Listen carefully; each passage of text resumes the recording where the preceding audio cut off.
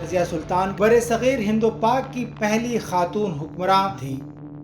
ضروری نہیں ہے کہ بیٹے کو ہی اپوائنٹ کیا جائے، ولی عہد آپ بیٹی کو بھی اپوائنٹ کر سکتے ہیں۔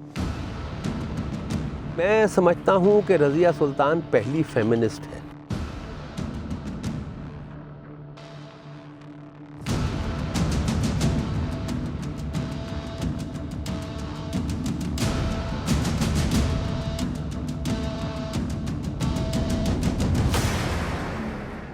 تیرہویں صدی کے اوائل میں جب دہلی کی مملوک سلطنت اپنی گرفت مضبوط کر چکی تو حکومت کی زبان ایک خاتون حکمراں سلطان رضیہ کو سونپ دی گئی۔ وہ برصغیر ہند و پاک کی پہلی خاتون حکمراں اور سلطنت غلامہ کی تیسری ممتاز سلطان تھیں۔ رضیہ مملوک سلطنت کے پہلے حکمراں قطب الدین ایبک کی نواسی اور التتمش کی بیٹی تھیں۔ انتہائی زیرک اور ایسی ہوشمند خاتون کی سلطان التتمش نے اپنی جانشینی کے لیے بیٹوں پر اپنی بیٹی کو ترجیح دی۔ التتمش کا جو بیٹے تھے ناصر الدین محمود، جن کو وہ چاہ رہے تھے کہ وہ ان کو اپوائنٹ کریں گے، وہ نارتھ ویسٹ میں منگولوں کے ساتھ فائٹ کرتے ہوئے ان کی ڈیتھ ہو جاتی ہے۔ تو اب بچے رکن الدین بچے، رضیہ بچی اور بہرام بچے۔ جب بھی التتمش جاتے تھے، جیسے وہ گوالیار گئے تو رضیہ کو دلی کا وہ کہہ گئے تھے کہ تم سنبھالنا، تو رضیہ نے بہت بخوبی سنبھالا۔ تو التتمش کو یہ احساس ہو گیا تھا، التتمش از ٹرکش، تو بہت کھلی ذہنیت کے آدمی ہیں، وہ ٹیلنٹ کو پہچان گئے اور انہوں نے کہا کہ ضروری نہیں ہے کہ بیٹے کو ہی اپوائنٹ کیا جائے، ولی عہد آپ بیٹی کو بھی اپوائنٹ کر سکتے ہیں۔ بہت سے عمراء نے تنگ نظری کا مظاہرہ کرتے ہوئے رضیہ کی صلاحیتوں پر شک کیا اور ان کے سلطان بننے کی مخالفت بھی کی۔ تاہم التتمش نے بیٹی پر اعتماد کرتے ہوئے جرأت مندی کا مظاہرہ کیا اور اپنی موت سے قبل بیٹی کے نام کا سکہ بھی جاری کر دیا۔ لیکن التتمش کی وفات کے بعد عمراء نے بیٹے رکن الدین فیروز کو تخت پر بٹھا دیا۔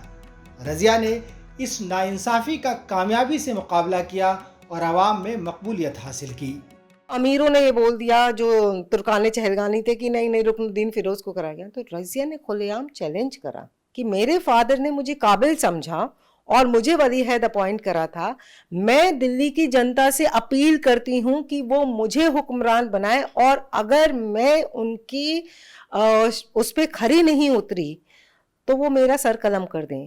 سلطان رضیہ میں انتظامی اور عسکری امور سے متعلق حکمرانی کی وہ تمام تر صلاحیتیں اور اوصاف موجود تھے جو ایک عادل سلطان میں ہونے چاہیے۔ اس وقت کے معروف مورخ منہاج السراج نے لکھا ہے کہ وہ ایک عاقل، عادل، کریم، علم نواز اور رعایا پرور ہونے کے ساتھ ساتھ لشکر کش بھی تھیں۔ میں سمجھتا ہوں کہ رضیہ سلطان پہلی فیمنسٹ ہے۔ رضیہ کہتی ہے کہ میں سلطانہ نہیں ہوں، کیونکہ سلطانہ تو سلطان کی اہلیہ ہوتی تھی، میں سلطان ہوں۔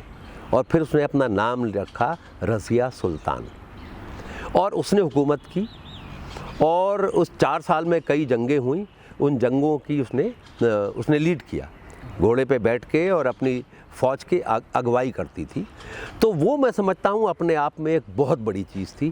مجھے نہیں پتا کہ اس وقت، یہ 13ویں صدی کی بات ہے، دنیا کے کسی اور حصے میں کوئی عورت حکومت کر رہی تھی۔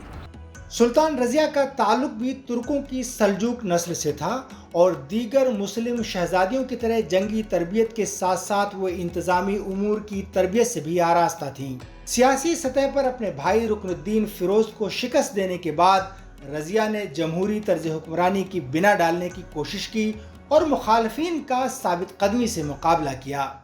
ایک تو وہ ویمن ہے، دوسری جو بہت پاورفل نوبلز ہیں ان کے بیچ میں ہیں، ان کے بیچ میں حکمرانی کر رہی ہیں وہ، تیسری وہ بہت ڈیموکریٹک وے سے آئیں، اور دلی کے لوگ سلطان رضیہ کو بہت پسند کرتے تھے۔